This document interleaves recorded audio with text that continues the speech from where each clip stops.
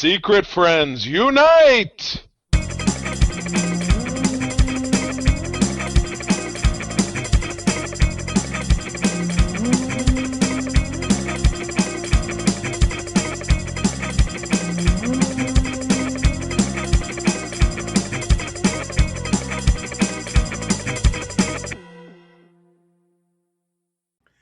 Hey, gang, welcome back to Secret Friends Unite. Oops! All Thunderdome. This is, of course, our show where we tackle the topic of the moment, the new show, the new movie, the new comic. And I am joined by three of my very best secret friends here today to talk about the return of X-Men 97. This is season 2. And from my left, from my extreme left, at least is on my screen, is my friend Kurt. Kurt, good afternoon. How you doing? Doing good. You? I'm doing well, doing well. Our international over the pond, way over the pond friend, Andi from Norway. Andi, how you doing? I'm doing good. Excellent. And my steady Eddie, my number one or number two, if you prefer, Peter, is joining us. Hello, Peter. Hey.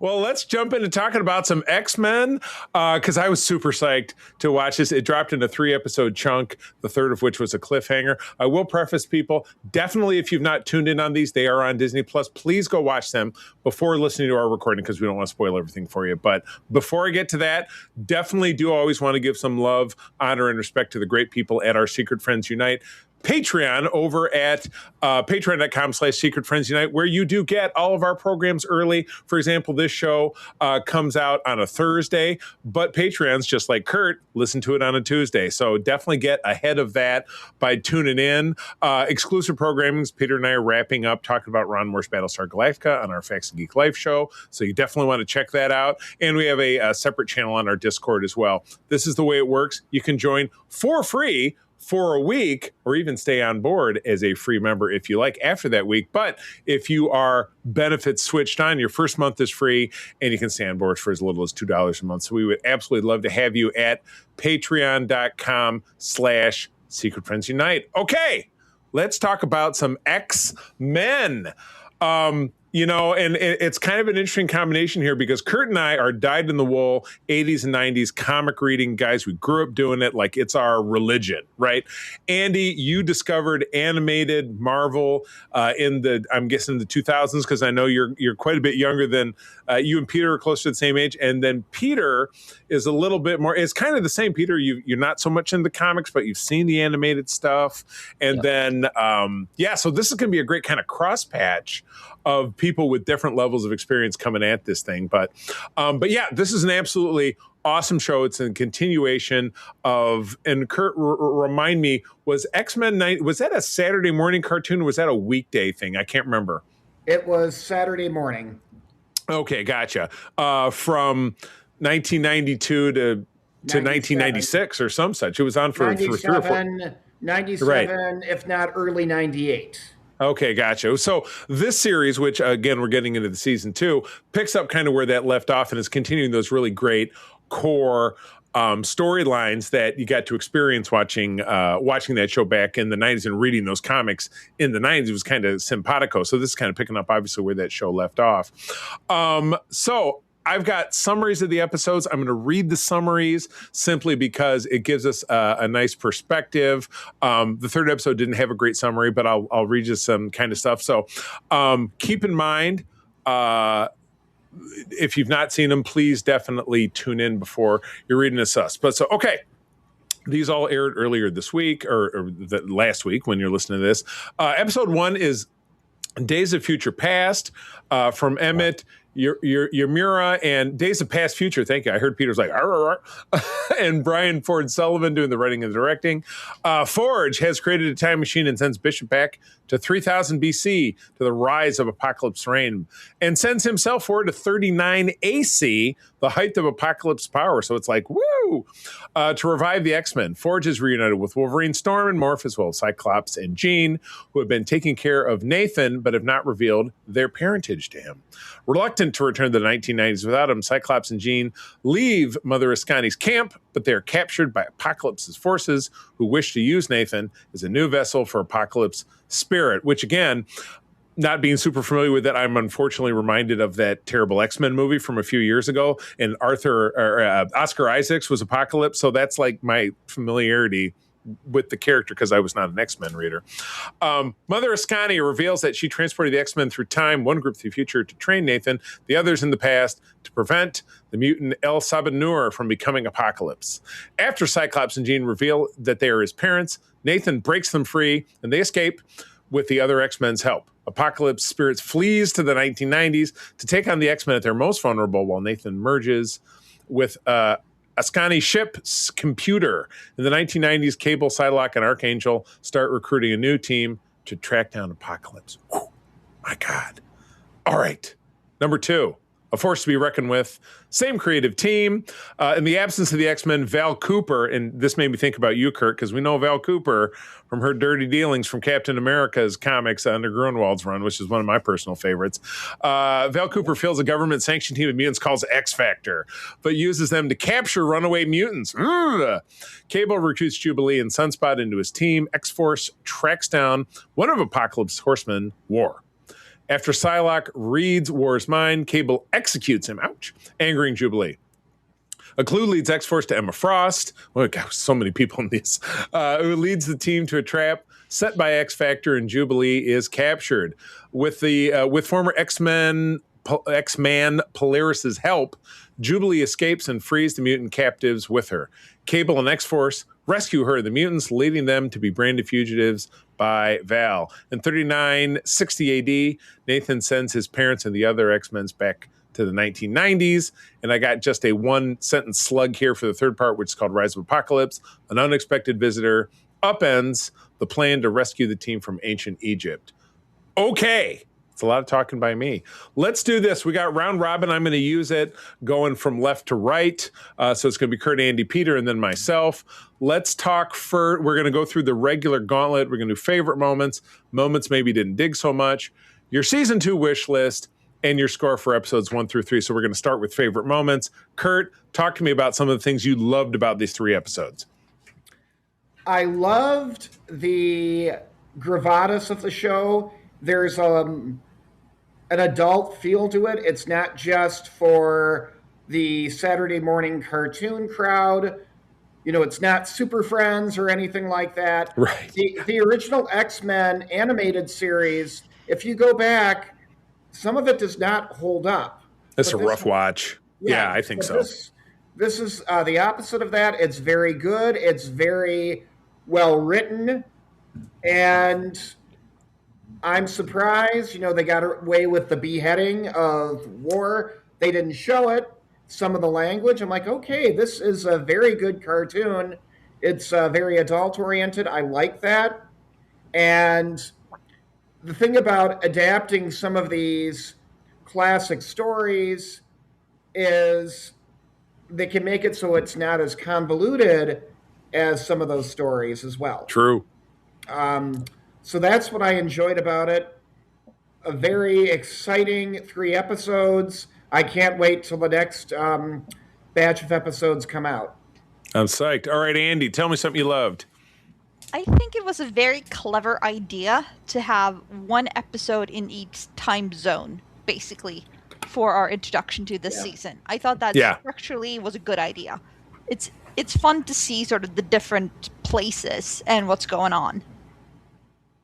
Most def. Peter. I think some of my favorite stuff was in the 3rd episode, mostly because then I got to see a lot more of Magneto, Magnus, as he's called now, and Charles, which is full disclosure, I haven't seen the original run of X-Men from the 90s, so I wasn't super familiar with how particularly. Yeah, you're doing fine with that. I would say it's kind of skippable, and you watch some videos, you'll be fine because I think it's a rough watch. I got an overview, but it's more like seeing the portrayal of both Magneto and Charles and how they get along together, or not, depending on what scene you're in. Yeah, right. So I thought that I really liked seeing. I thought it was interesting seeing Magneto's take on trying to. The Trekkie me died a bit, but it was like trying to mess with the timeline to make to make Apocalypse not be a douche wagon. Yeah, right.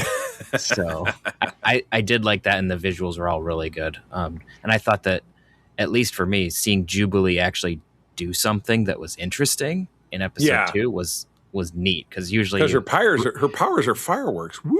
You read about her powers and you're like, okay, what can you do with that? But she, that was impressive. Yeah, totally. There's really, really good action in all 3 episodes, but I think maybe Jubilee was my favorite. Because she had the best action sequence in the 3. Yeah, I agree. I have to say, without qualification, that the elevation of even really color saturation and the nuance of the style of the animation, particularly when you look at that old show, just totally blows me away, because 2D animation is almost completely absent from film anymore, because everything is like Toy Story, or it's like other Pixar films, or Inside Out, or whatever it is. But on the small screen, we still have it because it's cheaper to produce. They can do it faster. It's not a gazillion-dollar industry. But I really feel like they put in the time to make this animation feel very much like those 4-color fantasies that Kurt and I grew up getting off the spinner rack, and reading the comics. It's cleaner than that, but it felt like a comic book page in a great way. Kind of like looking at a comic today where they pump a lot into it, where if you look at Kurt, this as going through those boxes, even looking at the old panels where the color hasn't been preserved or updated, it's tough sometimes, right? Even with our old eyes trying to read, like, oh my God, what are they saying down there? It's easier when you look at it as a digital flip. So this has the benefit of having that style, but also being kind of cleaned up in a little bit more, kind of traditional way, where it's just absolutely great. And I loved seeing X Factor and X Force, all the big Dayglow color, strong guy who was a big character in that. I love X Factor in particular because that's where the character of Apocalypse came from. I think it was issue 6, if I'm not incorrect, Kurt. That first great run, and was that Simonson who launched X Force, the comic? Leighton did, but he quit, and Louise Simonson succeeded him. And eventually her husband became the artist, Walter. Right, yeah. And Bob Layton, of course, a great friend of our show, guy we've had on a couple of different times. So, and I'm going to talk about what's on everybody's mind here, because we're all Star Trek people. Having 3 Star Trek The Next Generation actors jump into this, and these are all people that I've met and spent a lot of time with. Gates McFadden, Michael Dorn, and John Delancey. And we see Gates and we see Delancey on the cruise all the time. And I've met Dorney at Star Trek Las Vegas a couple of years ago. Made me so psyched. Listening to Dorney speak as Ball, the name of his character, as Worf, 1,000%. All I pictured was him bitching out some other Klingon for not having dishonor. That's all I heard. That's all. Just him ranking down Gowron or something in The Way of the Warrior on DS9. And Ball, I had to go back and double check myself. I thought Ball was Vol, who is, of course, the villainous computer in the TOS episode The Apple. That's all I was picturing. So, Kurt, anything else that you really dug? Have you kind of said your piece, or anybody else want to jump in before we move on? Yes, I did like the second episode opening credits where they did X-Force instead of the X-Men. I liked that very much. I thought that was just fun. It was a nice little Easter egg. Yeah, I agree. Peter?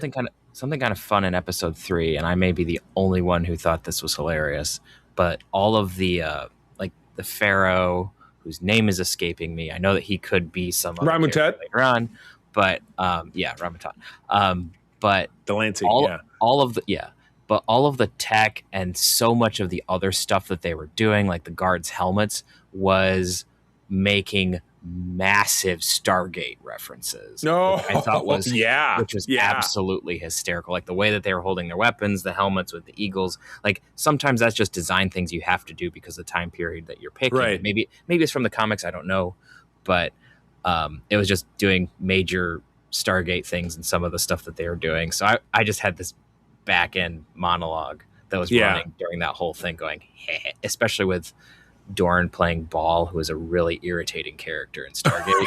So that was that was just really funny for me. So I know that's completely unrelated, but awesome. Andy, anything else before we move on?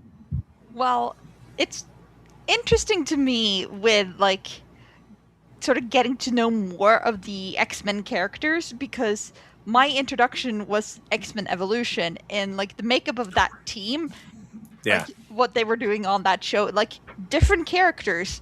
So like getting Forge and Bishop, and like I don't know these characters that well, but it's fun to hang out with them, and sort of like X-Force and that whole thing. I'm vaguely aware that that's a thing in the comics, but I don't know what that's about. Yeah. So yeah, that's good. And it gives you the chance to kind of build your mind palace around it too. Cause it's not like, Kurt and I, we bounce off each other saying, well, that's not the way it was in the books and whatever. And while the 90s gave us a lot of great stories, it also gave us a lot of crap. There's no doubt about it.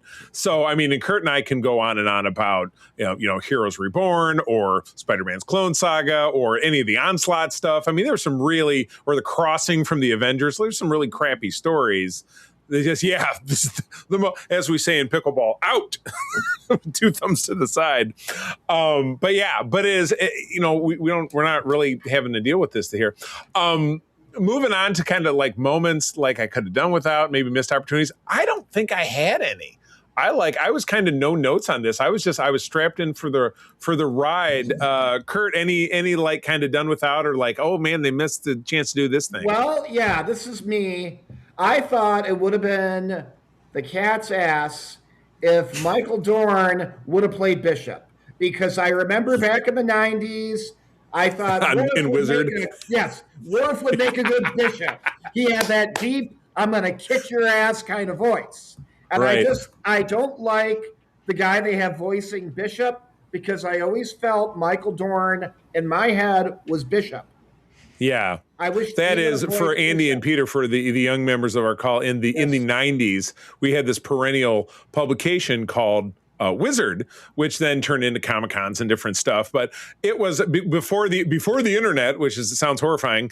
It was our source for finding out everything that was going on in comics. And as the comic film industry started to burgeon, that's where we got all over. But they also had a number of, fan casting, like they do horrible articles about it. And some of them were horrible, like, oh, this wrestler should be, of course they did cast a wrestler as Sabretooth in the first X-Men movie, but it's like they would have like castings that made no sense at all. But yeah, Michael Dorn as Bishop, that's definitely one that I saw. But of course, Michael Dorn was Worf in the 90s, so he wasn't going to be doing some other gig.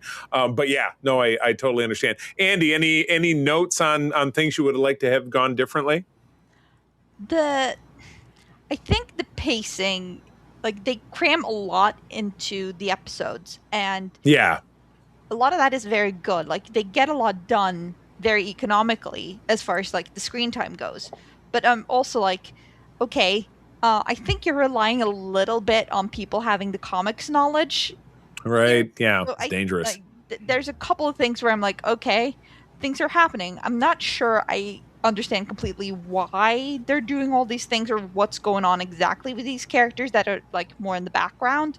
But like it's not X-Force, but X-Factor, that team, like I know nothing about those guys. I saw them, no clue what they're about.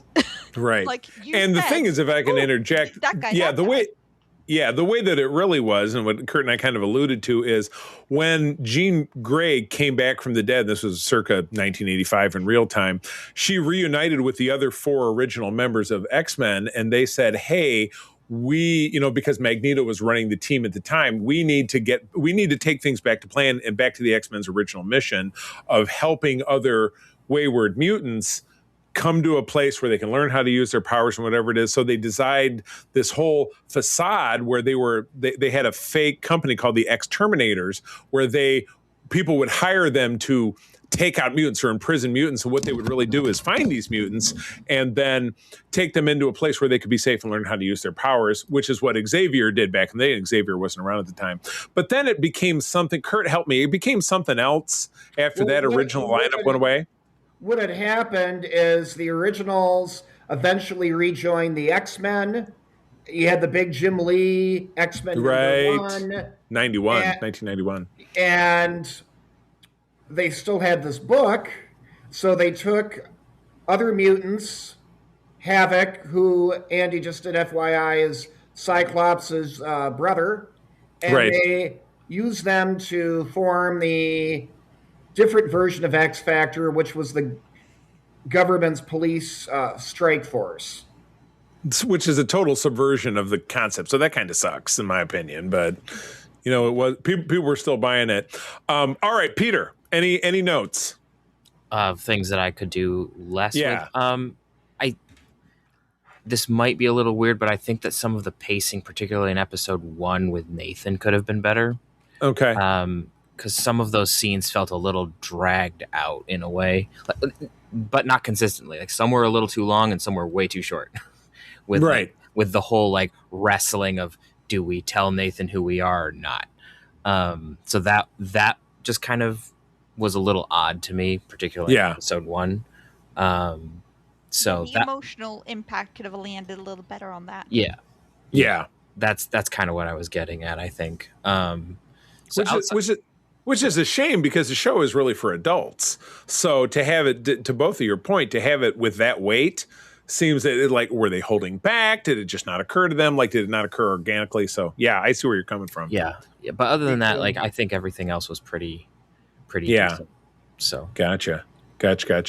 All right. So season 2 wish list. I'm going to jump in on this. Andy, this one's for you. We know that they're talking about, and maybe they have it, maybe they don't, of springboarding this into bringing back the animated Spider-Man cartoon that you and I have talked about, the 1994 one. Well, they finished the story. You know, and they finished the story because there was a beautiful Easter egg in season 1 of this X-Men 97 where you saw Peter and Mary Jane standing, which some people don't do anymore, standing outside the window of a store watching something on TV. I'm like, oh, he found her, because that's how the show ended. He went off to find her in the multiverse. And that's a show, and Andy, I know you love it, but the animation in that show just killed me because it was so bad. I couldn't take it. It's very, very 90s, but that is what I grew up with in reruns on Fox Kids. So, I hear ya. That's how I learned to love Spidey. So you know, this show took what was done in 92 and just ramped it up to 11 with better writing, better animation. So that's really what I want. I want this to be the big springboard that's going to make that 98 come to fruition, but it's a double-edged sword because, Kurt, you'll agree with me, if they try to adapt what Spidey was doing in the 90s, I think we're going to be in trouble. Yeah, we can't have the Clone Wars again. We're going to have to, you and me and Tom DeFalco are going to have to get together for a therapy group on that one. They make everybody bring it back out again. And my second note is, and I'll kick it over to you guys. So, Ryan Airy, my buddy on Screen Crush, who has been on this show, drops this tease about, he went through how Ramu Tut also became Immortus, who was a villain for both the Fantastic Four and the Avengers. Do we get Immortus? Do we get the Fantastic Four? Because Immortus and Reed Richards are distantly related. And will this give us Kang? Because we're dealing with that whole time frame. I'd love to see something like that. Yeah. I'd love to see something like that. Kurt, what about you? I agree with you. What you said, I hope we get to see more of that, not just X characters. And, what we've seen has been cool, and they haven't just thrown them in to throw them in. They're there for a purpose. Right. I would like to see them use more people outside the X-Men neighborhood, like Kang and Ramatut and the FF and the Avengers and so on. But let's have them do it with a purpose, just not purposely. Yeah. Agreed. Andy. Well, as long as I get more of Nightcrawler, I'll be happy. I know that's your jam. He's awesome. He's awesome. One last thing. Bring back Gambit. Yeah, you're right. Well, that was something that if you watch a couple of the Easter egg videos that I dropped in our flow, it was hinted about his resurrection or something like that, or that he might be one of the horsemen and kind of working that in. That sounds pretty crazy. So, Peter. Isn't there a thing where they say none of the X-Men ever stay dead? Yes. No, that's the thing. In comics. It's fine. Yeah. Comics in general, even if there's a body, it's how many times the Aunt May died in the Spider-Man comics? You know what I mean? Or Peter Parker's parents or whatever, or, Peter and Mary Jane's love. They managed to bring that back. So, Peter, what about you? Uncle Ben. Except for Uncle Ben. He stays dead. I'm not entirely sure what I'm hoping for in the season because I'm not entirely sure where they're going because I haven't read this story or too familiar with it. My only reference to a lot of what they've been doing is like because the title of the first episode was a play on Days of Future Past. Right. So I'm aware of how that story plays out, and I'm aware of who Apocalypse is from the films. Obviously, that's not the best rendition, but it at least gets you an idea. And so I'm curious to see how that goes. And I know that in previous, they were also doing something with branching timelines and messing with timelines and all of this. So I'm curious to see if Magneto's plan is going to succeed in a way or just, go horrifically wrong. And then we're going to end up with versions of Apocalypse all coming to murder people. So there's the butterfly effect. There's like 3 apocalypse. Apocalypta. Apocalypse. Sounds like you're talking about broccoli. Yeah. Okay, let's go around the horn. Episodes 1 through 3 score 1 to 10. Kurt, and 9. why? 9. It was just so good for every reason we discussed. The only reason why I'm giving it a 9 is no Dorn as Bishop. No Dorn as Bishop. All right. How about you, Andy? I know not a lot of Nightcrawler, so your score is going to be probably pretty low. Nah, I think like a 7.5. Okay. I'd like a little more Nightcrawler emotional connection to like the characters and stuff. And I think, like I said, that is where they're relying on people knowing either the like X-Men in general in the comics or specifically the old show. Right. Which I don't. So like, no, but it's good. It's a lot of good stuff here. So 7.5. Yeah, cool. Peter, what about you? I'd probably put it at 8.5. Like I said, some of the pacing with some of the reveals with Nathan felt a little wonky. And then some of the, just some of the moving people from point A to time tunnel was, some of it felt a little Deus Ex Machina. So it's not knocking it too much, but there was some stuff that just kind of felt on the rails. So room for improvement. Well, I'm at a solid 9 for this. Again, I was not an X-Men guy.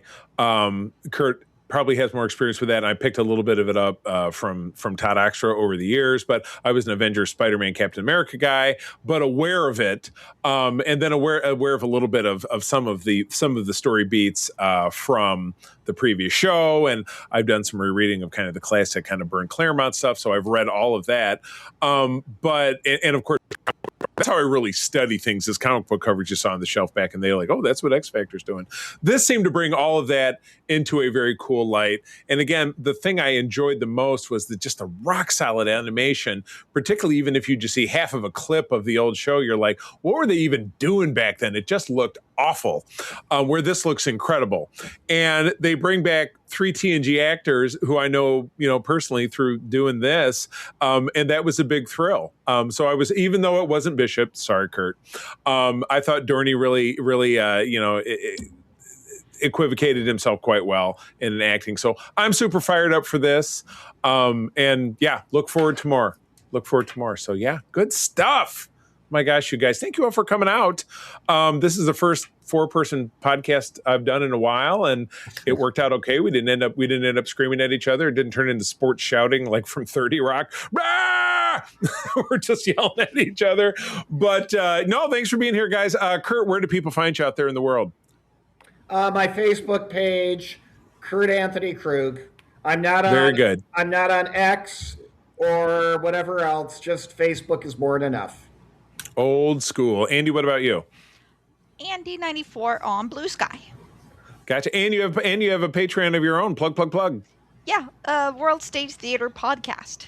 So that's excellent. My podcast about musicals.